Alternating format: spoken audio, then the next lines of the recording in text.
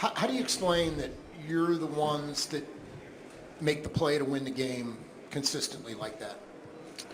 Yeah, some of those were just how the ball bounced, literally, and others, I know our guys work hard at all the different situations that we've had, and during training camp, you pound those things out.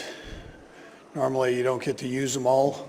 I feel like we used most of the situations this year, but I would also tell you that the guys, they obviously don't give up. They're going to play 4 quarters for you. Andy, right here on your left, sir, front row. Gotcha.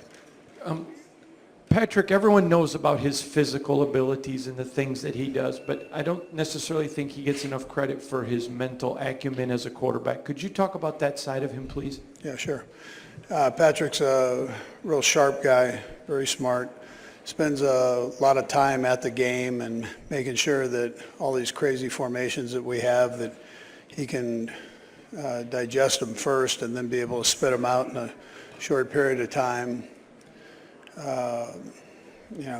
He's able to see and anticipate what the defense is going to do. So there's some things there that you got to know where your guys are. You got to know where their guys are, and he's able to digest all that too. So he's a sharp kid. Andy, a lot of the younger players talk about Travis's practice habits, and we see it during training camp. But what stands out, 20-some weeks into the year, about just the way he is on the practice field? Yeah, Sam. I mean, you see it every day too. That he goes 100 miles an hour. He wants to be in on every snap. We monitor that, but he wants to fight you when he has to come out. It's the same way during games. So it doesn't matter if it's a walkthrough, if it's full speed practice. He wants to be a part of it and be in there. And it's not just when he's getting the ball or being dialed up there. It's literally all the time. So, but again, we try to monitor that so he can stay fresh through the season like we do the other players. But he lets it be known that he likes to be in there all the time. Andy, DeAndre Hopkins was mentioning how much he's been revitalized by joining you guys mid-season. What have you seen from him since he joined your team, and do you hope to be able to use him a little more in the offense against the Eagles on Sunday? Yeah, I knew we were getting a good player. Played against him quite a little bit, but I didn't know the leadership part. He's been tremendous that way. He hasn't complained that we're spreading the ball around or utilizing other guys along with him. He's willing to share in that way. So that whole senior leadership part that he's brought, I've really appreciated. And he's a unique route runner. He knows how to set things up. He's shared that with some of the guys, and I appreciate that part too. As you think back to, and right here, as you think back to adding Steve in 2019, I just was wondering if you could put into words what he's meant to building the program in Kansas City. Sure. Yeah, we appreciated Bob Sutton, all that he did. And then Spags was able to come in and jump into that spot and done a great job with the guys. I think the thing I appreciate most is watching the trust that the players have in them. That means that you're doing a whole lot of things right. These guys, you're not going to pull the wool over their eyes, and not for as long as he's been doing it. So they trust his scheme. He's a good teacher. They trust him as a person, knowing that he's going to try his best to put you in the best position for your skill that he possibly can, and try to highlight that part. Good morning, Andy. Well, I'm Scott. No, I got you. I'm going side to side. This is like a ping pong match. I got it. That sounds good. That sounds good. Thank you very much. You guys are class acts anyways. Nevertheless, you've seen a lot of great quarterbacks over the years. You've been in this game a lot. Are there any particular legendary quarterbacks that Patrick Mahomes reminds you of? This guy is the most poised quarterback under pressure, and we know that his next stop after Kansas City is going to be Canton, Ohio. But I know that there has to be a few guys that come to mind that Patrick probably reminds you of. Yeah, I've tried not to compare them. I mean, I've been blessed to have been around some great ones.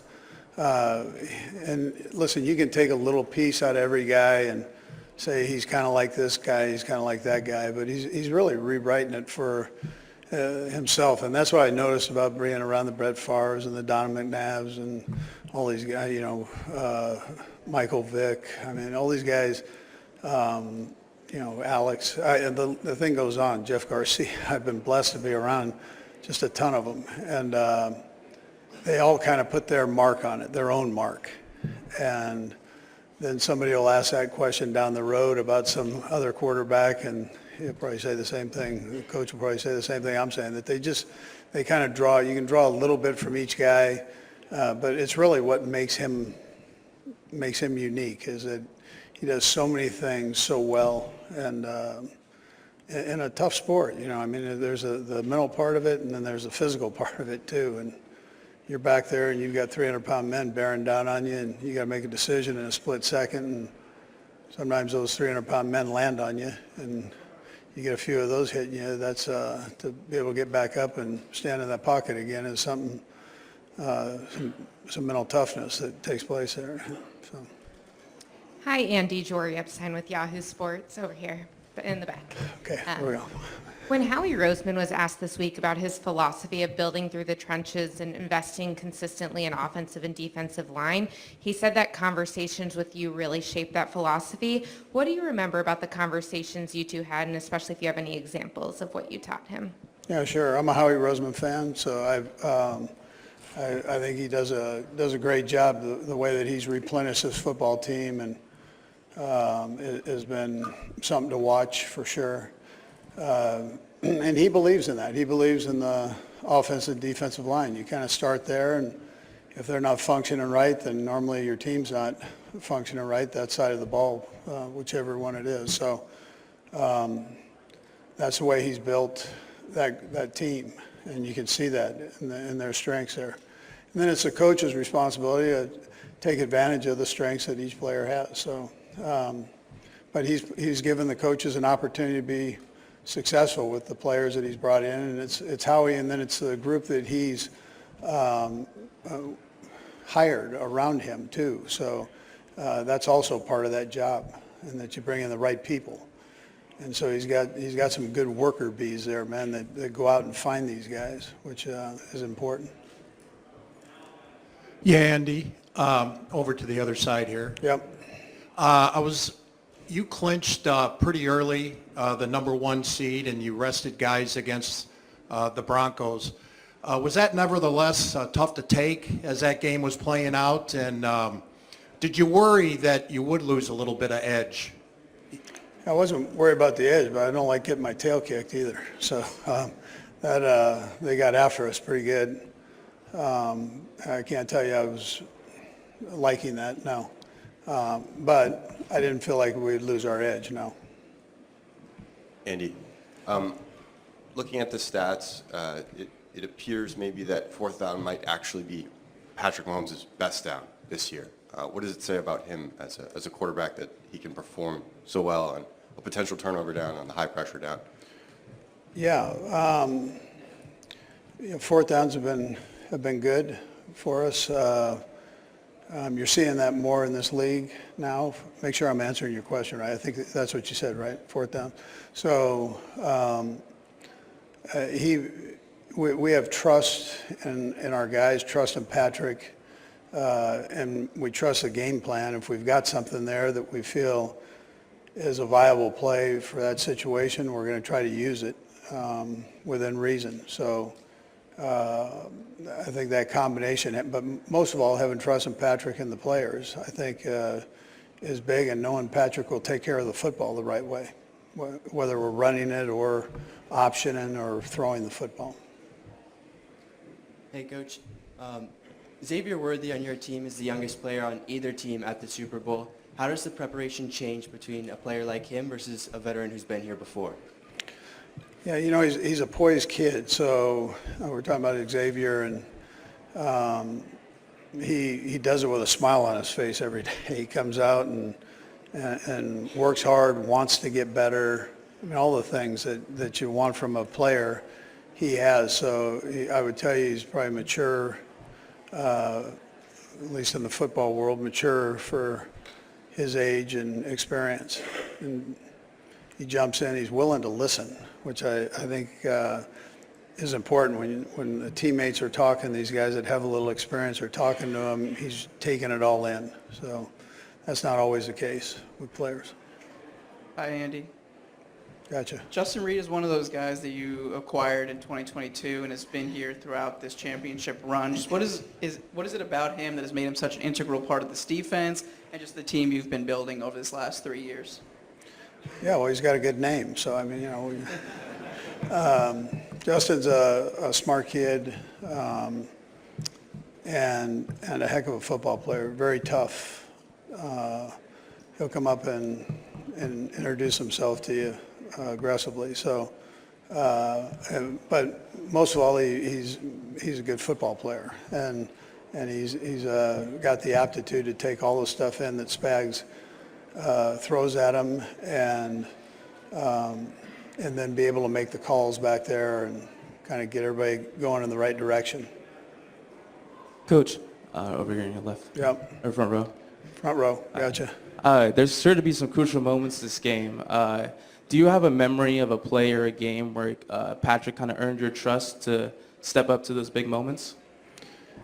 Yeah, I mean, listen, the first game that he started against Denver, his rookie year, when we had already clinched a spot, kind of the same situation we had this year. And he came in, and the poise, you could see the poise, you could see the confidence, but there was a humble side to it. And I kind of went, all right, that's pretty impressive.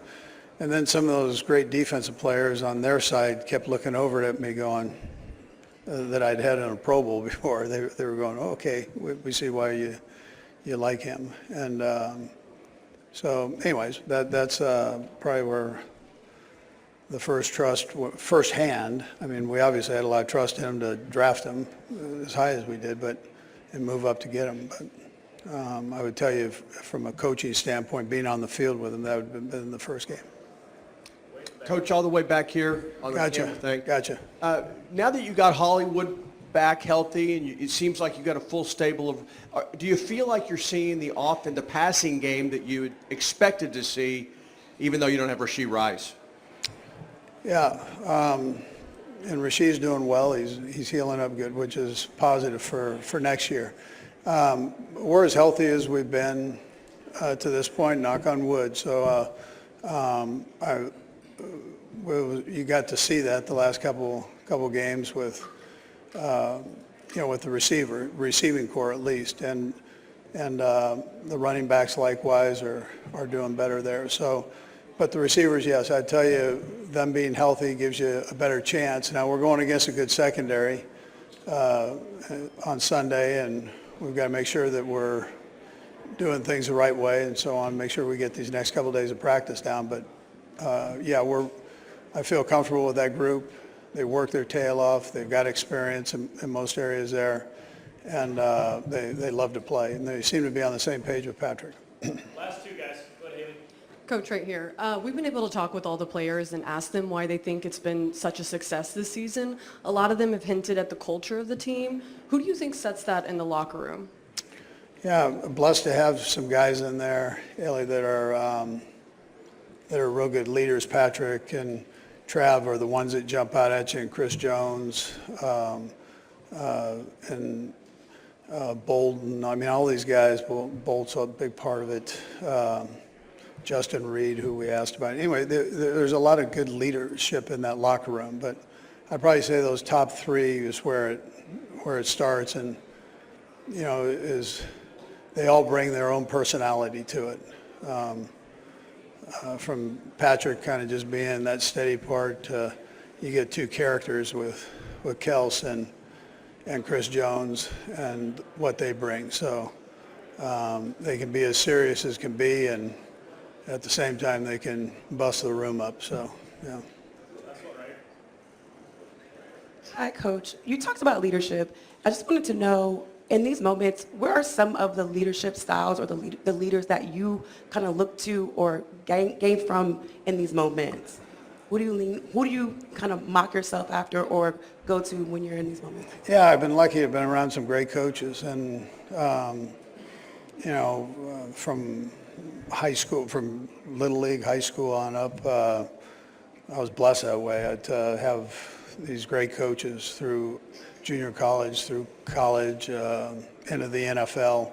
And then there are some coaches that I met in the NFL, the John Maddens and so on, the older guys, Dick Vermeils, that have been a big influence there. So, but working with Mike Holmgren, if you talk just NFL, working with Mike Holmgren was I was very lucky and fortunate to have been on his staff, so and watch him, how he went about his business. Thanks, Coach. Okay, good. Thank you.